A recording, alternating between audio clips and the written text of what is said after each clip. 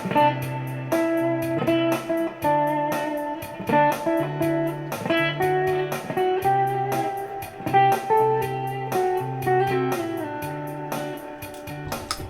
going on, guys? Not going to abuse it in the intro here. Just a very quick lesson today. It's almost in response to a pretty cool lesson I was watching on YouTube about why you don't need to learn the major scale, and for guitarists, that is. And I just wanted to chime in with why I strongly disagree with that.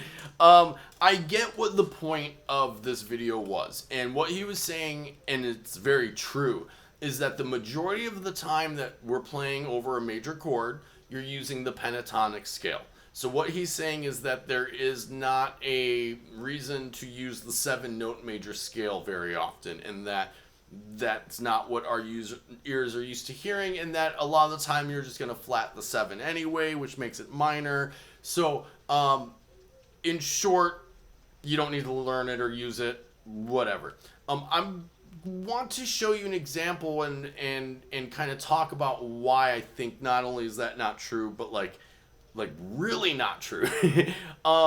For me, I mean, I play the pentatonic scales 70% of the time, absolutely. A lot of the time, and I think out of them even more, right? I would say I play out of them 50%, and I'm thinking out of them like 80%, because there's like another 30% where I'm thinking out of them, but using them as more of an outline, and then finding other tones around it where I have like memorized, but I have the pentatonic scale memorized as like my map of like where that is. You know, it's kind of like I'm trying to make an analogy with like an actual map. I'm not gonna waste your time with that. You guys get what I'm saying.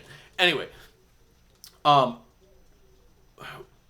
I agree with that. However, I feel like when you're playing over a chord progression that is in a particular key and has chords that all belong in a key together, that I think it's imperative to play the major scale and its modes when you're improvising.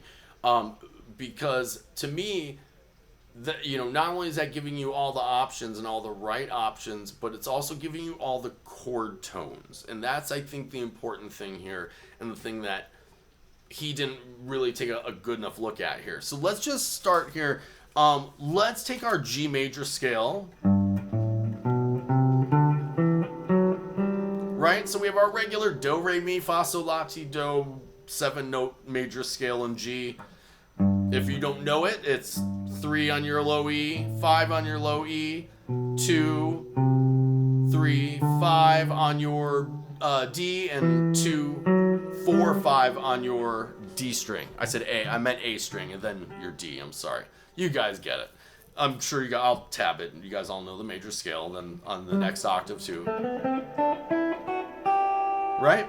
So, I agree. If I'm just playing over a G major, and it's like a bluesier kind of context, or like a country tune or something,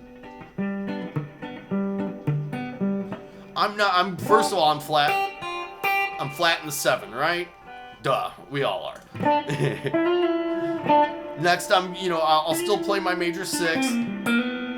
I'll still play the major 3rd, but I'm gonna toy with that minor 3rd too, right? So we're already getting outside of our diatonic notes of G major, clearly, right? But let's show you where that's not gonna work, okay? So let's take, if we're just gonna play a D major to a C major, and we're just gonna go back and forth with those two chords, right? We'll get to that in a minute, but here goes the way with the pentatonic thinking, right? So we're already in wrong note territory, right? That flat 7's already sounding like booty over these two chords. There, let me turn this off.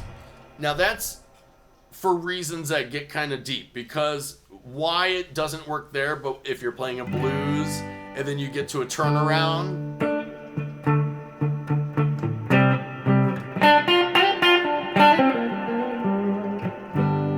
and all of a sudden it kind of works, right? Now there are better things to play over a turnaround. That's not the point of this video, but the point being is that it's not exact math. There's vibes, there's just certain things that contribute. And if you're playing a chord progression in this way that I looped it here, those tricks are absolutely not going to sound right, okay?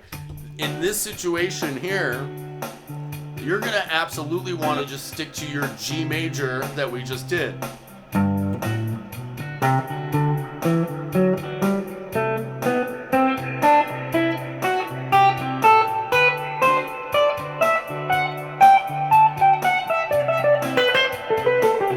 Right? So, and the reason being is because between these, I mean, we don't want to get too in the weeds here, but between these two chords, your 4 and your 5 chord, you've got those 6 notes, right? And all of them are found within that scale, as well as your G major notes. So, and then also any notes that are in your E minor chord, that are in your A minor chord, or your B minor chord, which are the diatonic minor chords in that key. So if you come across any of those chords, the chord tones are gonna be within that scale. So if you're playing something that's not just kind of that typical blues, but has those same typical blues chords, but has a different vibe, you might not be able to do that whole flat 7 minor third kind of pentatonic thing that we're all used to doing.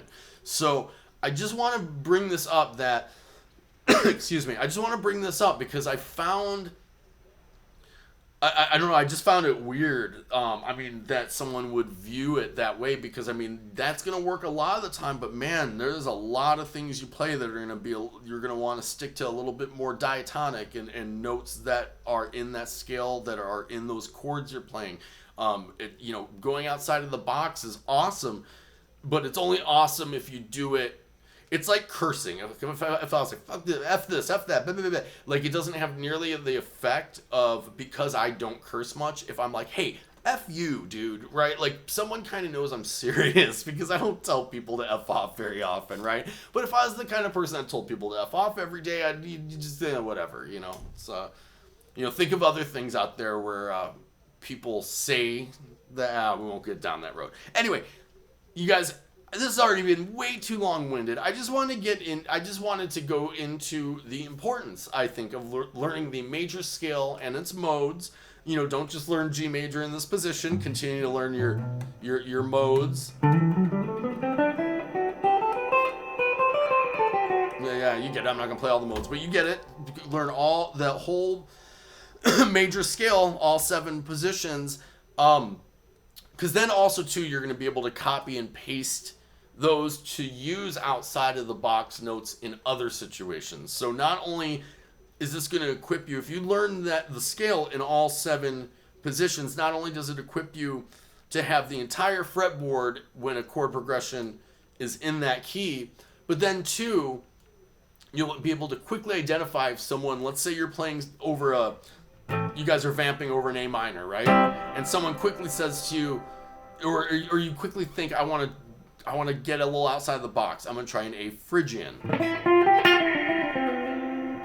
You know, you'll be able to just take chunks of that major scale, which are what we call the modes, and you'll be able to superimpose them and then get different outside of the box sounds. So you can get outside of the box sounds using the major scale, just depending on how you use it, right?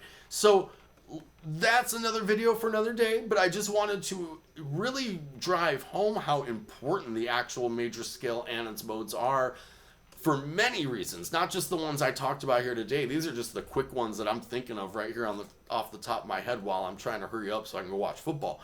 I mean, just kidding.